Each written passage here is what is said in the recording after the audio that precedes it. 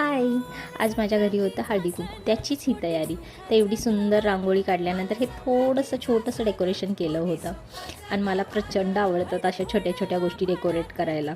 त्याचबरोबर ही हलव्याची ज्वेलरी माझ्याकडे अवेलेबल होती, सो मी विचार केला की ती वेअर करावी. आणि ब्लॅक साडी मी स्पेशली हळदी कुंकूसाठी घेतली होती.